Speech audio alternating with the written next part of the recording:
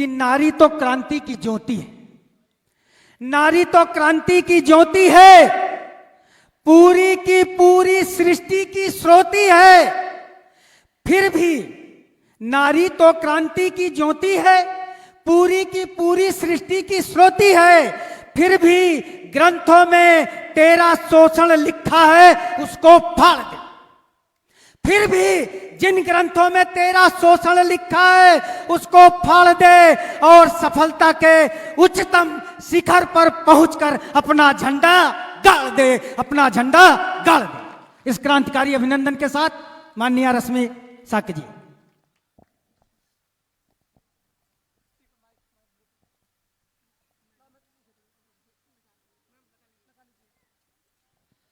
सबसे पहले मैं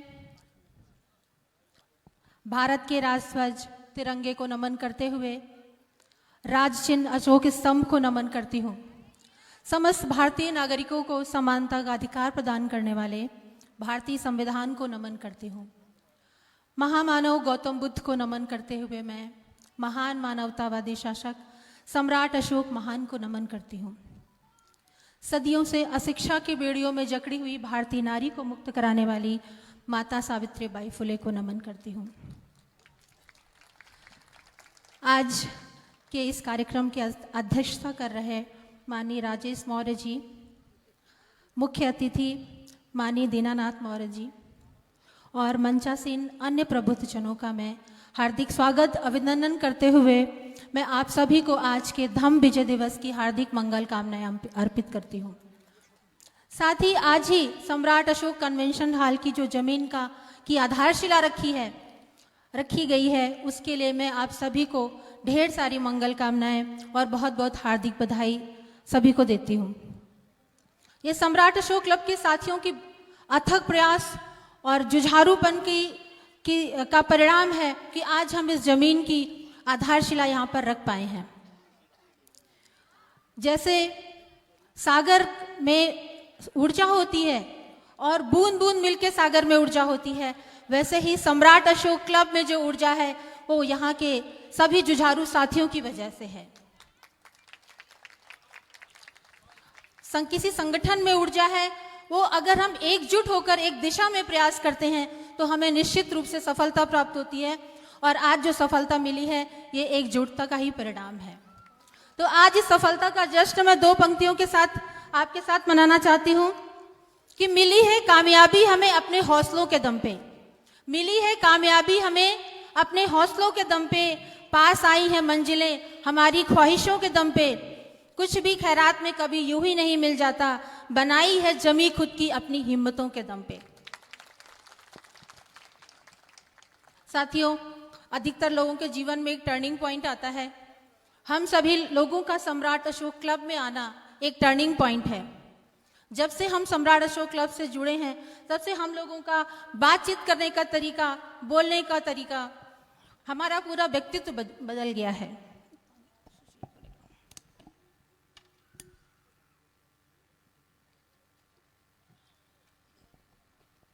एक टर्निंग पॉइंट आया तथागत बुद्ध के जीवन में जब उन्होंने कपिल वस्तु त्यागा और ज्ञान की खोज में निकल पड़े। और जब उनको ज्ञान प्राप्त हुआ तो उनके जीवन में एक दूसरा टर्निंग पॉइंट आया और जब उनको प्रकृति का ज्ञान प्राप्त हुआ, उस ज्ञान को आगे बढ़ाते हुए उन्होंने अपना पूरा जीवन मानव कल्याण में लगा दिया और वो निरंतर उस मार्ग पर अग्रसर रहे। उसी तरह से सम्राट अशोक महान के जीवन में भी एक टर्निंग पॉइंट आया कि जब कलिंग युद्ध हुआ, कलिंग युद्ध में इतना जन धन हानि देख करके उनका जो दिल पसीज गया, उनका हृदय द्रवित हो उठा और उन्होंने ये विचार किया कि जिस तरह तथागत बुद्ध ने अपना सुख वैभव त्याग कर मानव कल्याण के मार्ग पर अग्रसर हो गए थे, उसी प्रकार मैं भी मानव कल्याण के मार्ग पर चलूंगा। उनके कलिंग युद्ध की घटना ने और तथागत बुद्ध के ज्ञान ने उनके जीवन में उनका व्यक्तित्व पूरी तरह बदल दिया। उन्होंने कहा, मैं एक शक्तिशाली शासक हूं और युद्ध के बल पे पूरी दुनिया को जीत सकता हूं, लेकिन मैं प्रजा के शरीरों पर नहीं बल्कि उनके हृदयों पर राज्य करूंगा। इसके बाद उन्होंने विश्व विजय धम्म विजय को विश्व विजय का सपना अपना धम्म विजय में बदल दिया और उनका आज ही के दिन ये धम्मघोष हुआ था, इसलिए आज का दिन ये धम्म विजय दिवस के रूप में मनाया जाता है। तो सम्राट अशोक के सपनों में बस जम्बू द्वीप समाया था, पूरी वसुधा परिवार मेरा ये ध्यान हृदय में आया था, तब धम्म ध्वजों के विजय गीत गूंजे थी नील की घाटी में, कर विश्व विजय का धम्म घोष भारत सिरमौर कहाया था। धम्म घोष के पश्चात उन्होंने अनेक यात्राएं की और बहुत सारे निर्माण करवाए। यूं तो निर्माण भारत के अनेक इमारतों का निर्माण भारत के अनेक राजाओं ने कराया है। जैसे शाहजहां ने निर्माण कराया था ताजमहल का अपनी पत्नी के प्रेम में, ऐसे ही कुतुब मीनार का निर्माण कराया गया कि अपने दिल्ली सल्तनत की अपने शासक अपना ऊंचाई दिखाने के लिए उन्होंने कुतुब मीनार का निर्माण कराया था। इसके बाद गुप्त काल में अनेक मंदिरों का निर्माण हुआ, जहां पे देवी देवताओं की मूर्तियों का निर्माण कराया गया, और उन्होंने ये निर्माण इसलिए कराया था क्योंकि वो जो है वहां पर जितने भी उनके वेद पुराण महाभारत और रामायण थे, उनकी कहानियों को वो मूर्त रूप दे करके अपने धर्म ग्रंथों का प्रचार प्रसार कराना चाहते थे। इसके बाद खजुराहो के मंदिरों का निर्माण कराया, चंदेल राजाओं ने कराया, और उन्होंने उन देवी देवताओं की मूर्तियों को भोग विलास में लिप्त दिखाया। लेकिन ये जो जितने भी निर्माण थे, इसमें अथाह धन संपत्ति और श्रम का योगदान हुआ, यूज हुआ, लेकिन वो कोई भी इमारतें जो है किसी मानव कल्याण में नहीं उपयोग हुई, और ना ही उनका उनसे कोई जन मानस का कोई कल्याण हो सका।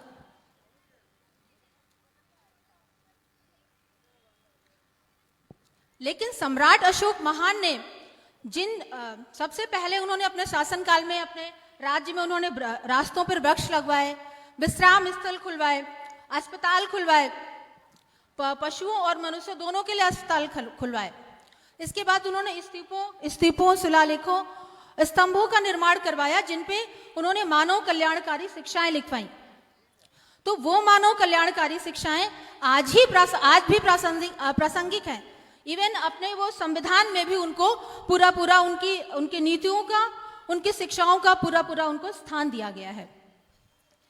तो सम्राट अशोक महान ने जो शिक्षाएं लिखाई, तो उसमें उन्होंने अपनी नीतियों में लिखवाया कि माता पिता का सम्मान करें, अकारण जीव हत्या ना करें, उनके कर्मचारी जहां भी जाएं वो प्रजा के बीच में नैतिक बातें फैलाएं, सभी धर्मों के लोग मिलजुल कर रहें। तो इस प्रकार उन्होंने एक मानव कल्याणकारी शिक्षाएं लिखवाई, ताकि वो लोगों के बीच में सदियों तक रहें और लोग प्रेम, नैतिकता और मानवता के पथ पर चलते रहें। इसके बाद सम्राट अशोक महान ने सिर्फ यही निर्माण कार्य नहीं कराए, उनके समय में 23 विश्वविद्यालयों की स्थापना की गई, जो शिक्षा के विश्व स्तर के शिक्षा केंद्र बने। ये मैं बता दूं कि पहले सारे जो शिक्षा केंद्र थे वो शुरुआत उनकी बौद्ध विहारों से हुई। वहां पर जो है बुद्ध की शिक्षाओं को सबसे पहले बुद्ध दर्शन को एक मुख्य विषय के रूप में शामिल किया गया, लेकिन बाद में उसमें अन्य विषयों का समावेश किया गया। तो इस प्रकार तथागत बुद्ध की शिक्षाओं को सम्राट अशोक महान ने बड़े आदर और सम्मान के साथ पूरे विश्व में फैलाया, पूरी एशिया में फैलाया, और इसीलिए भगवान बुद्ध को लाइट ऑफ एशिया कहा जाता है। तो मैं ये कहना चाहती हूँ कि आज जो सम्राट अशोक कन्वेंशन हॉल का यहाँ पे आधारशिला रखी गई है, मेरा ये आप लोग को सबको विश्वास है सम्राट अशोक क्लब की तरफ से कि इसका उपयोग भी सम्राट अशोक की नीतियों, उनके पद चिन्हों पर चलकर होगा, और ये जो है जो भी यहाँ पे निर्माण कार्य होगा वो लोक कल्याणकारी होगा, और इसी तरह से हम सम्राट अशोक महान की नीतियों पर चलते हुए अपने कदम आगे बढ़ाएंगे। जय सम्राट अशोक महान, जय भारत।